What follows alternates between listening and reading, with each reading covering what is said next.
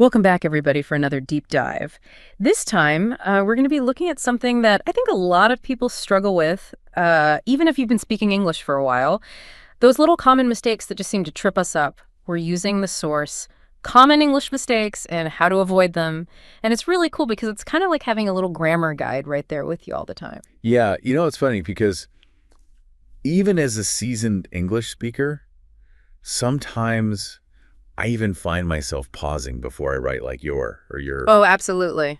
There's just something about these common mistakes that we just can't seem to shake. Yeah, and that's what this whole deep dive is about. Like, how can we understand why we make these mistakes and Right. how can we finally break free from them? And don't worry, it's not going to be like some boring lecture on grammar rules. We're going to be looking at like why these mistakes happen, and like you might even have some aha moments along the way, no matter like how good your English is right now. Exactly. It's all about understanding the logic behind the language. That way you can learn it more effectively instead of just memorizing rules. Okay, so let's jump into it. So first up, let's talk about those pesky pronouns, he, she, and it.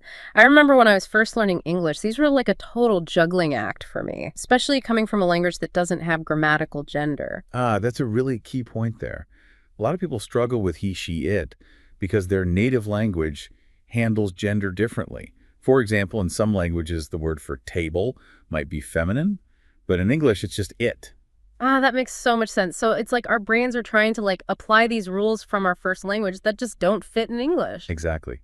And that's why just memorizing pronouns might not be enough. It's really about retraining our thinking so it fits in with English grammar. The source talks about practicing with like basic sentences, and that's definitely a good starting point. But to really master it, you have to understand how languages handle gender differently. So it's not just about memorizing. It's like rewiring how we think about these words. Right. And speaking of rewiring, let's move on to the infamous your versus your dilemma. I swear even native speakers mess this up sometimes. Yeah, the source mentions a classic trick. If you can replace the word with you are, then, it's your. Really simple, but it works. But it doesn't really tell us why we make this mistake so much. Yeah, that's true. I mean, the words sound practically the same. Do you think it's because we see the possessive your so much that our brains just automatically go to that even when it should be your? That's a really interesting idea. It could also be because we prioritize speed over accuracy when we're writing, especially when we're just texting or on social media. So we might just skip that mental step of checking for the contraction. That's a really good point. Like I know I'm guilty of making typos when I'm rushing. Yeah. Okay, let's move on to another area that I think can be really tricky. Plural versus singular nouns and making sure our verbs agree with them. This is like such a basic concept in English, but it trips up so many people because their native language might not have it. In some languages, verbs don't change based on the subject. So this whole idea of subject-verb agreement is completely new. It's like learning a new dance routine for our words. Yeah. I remember my teacher using dog and dogs as an example. Like one dog barks, but then two dogs bark. It seems simple, but those little S endings make all the difference. Right. And it's not just about adding an S, like child becomes children, mouse becomes mice. All these irregular plurals can make things even more complicated. It really is. So it's like learning a whole new set of rules for how words go together in a sentence. Definitely one of those things that takes practice and paying attention to those small details. And speaking of details, let's talk about articles. A, an, the. These tiny words might seem like no big deal, but they can totally change the meaning in English. The source has some good explanations for like the basic rules. Yeah. A before consonant sounds and before vowel sounds, and the when we're talking about something specific. But as you mentioned, there's a lot of exceptions and weird cases that can be confusing even for advanced learners. Oh, I know. Like, why do we say an hour even though hour starts with a consonant? Or when do we use the with things like rivers and mountains? It can be a real headache. Yeah, and that's where those simple explanations might not be enough.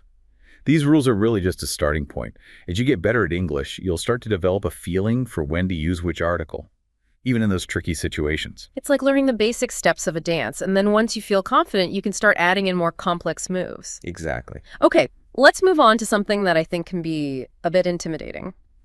Pronunciation.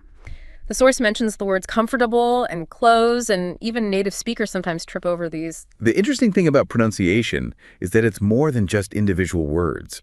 It's about things like stress and intonation and the rhythm of the whole sentence.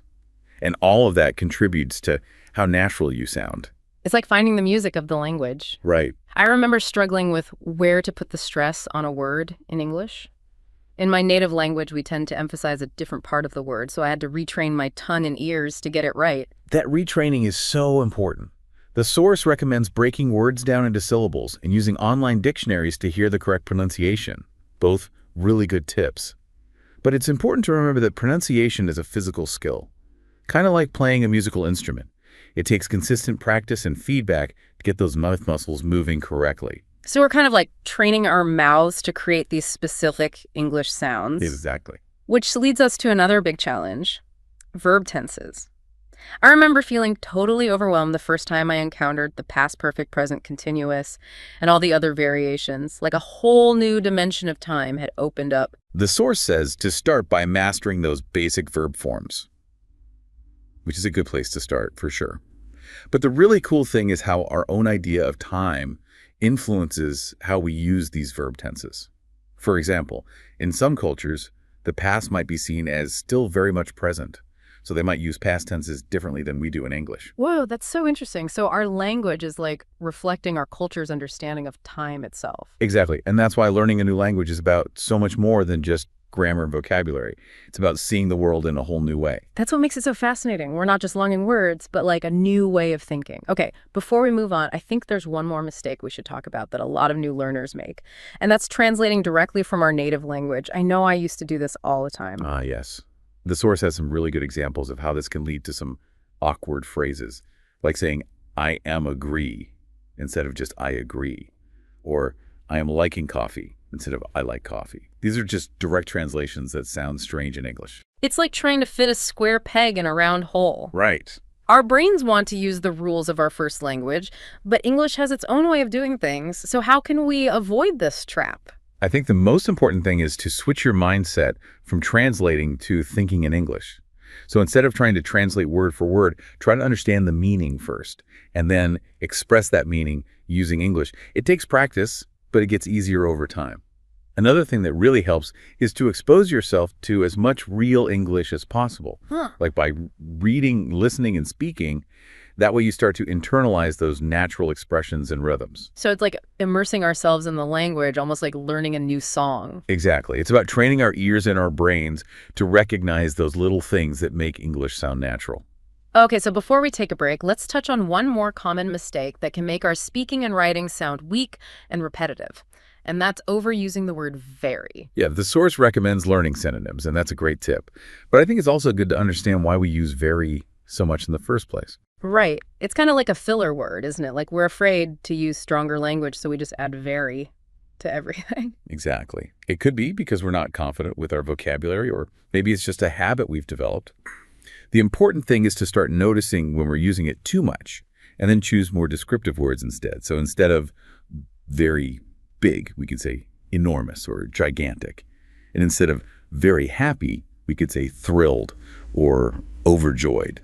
It's about finding those words that really express what we're feeling. Exactly. It's about expanding your linguistic toolbox and using those tools to communicate better. All right, well said. Let's take a quick break, and when we come back, we'll be tackling those pesky prepositions, those little words that can cause big headaches even for experienced English learners. Okay, so we're back and ready to tackle some more of these tricky English mistakes. Yeah, it's like we're on a mission to like conquer all those little grammar gremlins and become fluent English speakers. All right, well, speaking of unlocking secrets, let's talk about prepositions. Oh, yeah. Those little words like in, on, at, to, and all the others, they can really feel like a maze sometimes. You know, I think prepositions are especially tricky because they don't always translate directly from one language to another. What might be on in one language could be in English, and it can be so confusing. Yeah, that's a really important point. The source gives the example of saying good in English instead of good at English. And that just shows how prepositions often show relationships between words in a way that's unique to each language. So it's not just about memorizing the prepositions themselves, but understanding how they work in English specifically. Exactly. It's about those little nuances of meaning. The source says to learn common prepositional phrases, which is good advice. But I think it's also about paying attention to how native speakers use them in real life, like in conversations, books, movies. That's where you really start to pick it up. It's like we're detectives trying to figure out the mystery of prepositions. Right. Okay, speaking of mysteries, one mistake I think a lot of learners make is trying to overcomplicate things. It's like we're trying to force English to follow the rules of our native language. And that can lead to some really awkward sentences. Oh, yeah, I know I've done that. Like trying to make these long, complicated sentences with lots of clauses because I thought it sounded more sophisticated. But a lot of times simpler is better in English, isn't it? Yeah, for sure. English really values clarity and directness. Sometimes a simple sentence is much more effective than a really long and complicated one. It's about finding that balance between being accurate and being clear and easy to understand. Right? And that brings us to a mistake that I think we all make no matter how good our English is. And that's getting stuck in a rut. You mean like using the same vocabulary and grammar structures all the time? Exactly. It's like we find a comfort zone in our language, but then we stop growing and improving. It's like a hiker who always stays on the same familiar path. They never get to see the new and exciting views. I love that analogy. So, how can we break out of those ruts and keep learning and growing as English speakers? I think it's about pushing ourselves to try new things, like experiment with new vocabulary, trying new grammar structures, and don't be afraid to make mistakes. Mistakes are how we learn. It's like we're explorers venturing out into the unknown. Yeah. Speaking of unknown territory, let's talk about one of the biggest challenges for language learners: the fear of making mistakes, especially in front of other people. I used to be so scared of saying the wrong thing and sounding stupid. I think everyone feels that way sometimes. It's totally natural to be afraid of making mistakes. But as we've been talking about, those mistakes are actually really important for learning, aren't they? Yeah, they are. They're like feedback that helps us improve. So we need to change how we think about mistakes. Instead of seeing them as failures, we need to see them as opportunities to learn. Right. Easier said than done, though. Definitely. But it helps to remember that everyone makes mistakes, even native speakers. It's just part of the process. It's like we have to give ourselves permission to be imperfect and to learn from our mistakes. And, it's funny how those mistakes often become the things we remember the most. Yeah, because they make us stop and think about why we made that mistake. Yeah. And that's when the real learning happens. It's like our brains are making new connections and really understanding the language. Right. So as we're wrapping up this part of our deep dive, I'm curious to hear what our listeners are taking away from all this. What has resonated with you the most? And what is one mistake that you're going to try work on this week? It's like choosing your own personal grammar challenge, something to focus on and improve. Exactly. And remember, everyone learns at their own pace. So be kind to yourself, don't be afraid to challenge yourself, and keep exploring this amazing language. That's what it's all about. It's really cool to think about how, just by talking about these common mistakes, we're actually learning so much about English, isn't it? Yeah, it's like we're getting a behind-the-scenes look at how the language works. Right. And when we understand those whys, it can really change how we approach learning. It's not just about memorizing rules anymore. And, speaking of those whys, I think it's really interesting to consider the impact our native language has on our English. It's crazy how those habits from our first language can sneak in and cause those mistakes we've been talking about. It's like our brains are wired a certain way from speaking our first language. That reminds me of something I used to do when I was first learning English. I would try to translate idioms and expressions directly from my native language. Oh, wow. Which, led to some pretty funny and confusing situations. I bet. It just shows how idioms are so connected to a culture's way of thinking. Trying to translate them directly just doesn't work. Yeah, it's like you're trying to plant a flower in the wrong kind of soil. It's not going to grow. That's a great way to put it. Yeah. So it's almost like we need to learn the culture as well as the language. Right, and that's where things like immersing ourselves in real English content becomes so important. Like not just textbooks, but actual conversations, movies, music books, Exactly. That's how you learn those natural rhythms and expressions. It's like we're training our ears to hear the music of the language. Yeah. The source talks a lot about how important effort and practice are for overcoming these mistakes. But I'm curious to hear your thoughts. Like, how do we find that balance between studying grammar rules and actually using the language in real life? It's kind of like learning a musical instrument. You can learn all the theory and practice scales all day long. But the real fun comes when you start playing actual music. Yeah. When you can express yourself through the instrument. I love that. So it's like finding that balance between the technical stuff and the creative side of language, like learning the rules and then letting go and just playing with them. Right, exactly. And just like a musician, we need to practice English consistently. Yes. And not just in a classroom setting, but in everyday life. Right. Talking with friends, reading, watching movies, even just thinking in English, it all helps. It does. It's about making English a part of your life. Okay, so let's talk about one of the biggest things that holds language learners back. The fear of making mistakes, especially in front of other people. I know I used to be so scared of saying something wrong and sounding stupid. Yeah, that fear is so common, and it can really stop you from progressing. It's like you're standing on the edge of a diving board, but you're too afraid to jump in. Oh, like that. But like we've been saying, those mistakes, those splashes are actually good for us. They help us learn. Exactly. So we need to reframe how we think about mistakes, see them as opportunities to learn, not as failures. Right. But that's easier said than done sometimes. Oh, for sure. I think it helps to remember that everybody makes mistakes. Even native English speakers mess up sometimes. It's true. It's just part of being human. It is. It's like we have to let ourselves be imperfect and just learn from those moments. It's funny how those mistakes often become our most valuable lessons. Isn't it? Yeah, because they make us stop and figure out what went wrong. That's when the light bulb goes off. It's like we're making our brains stronger and understanding the language better. Absolutely. So as we wrap up this deep dive on common English mistakes, what are your final words of wisdom for our listeners as they continue on their English language journeys? I would say just embrace the whole experience. Yeah. The ups and downs, the mistakes and the victories, and never forget to have fun with it. I love that.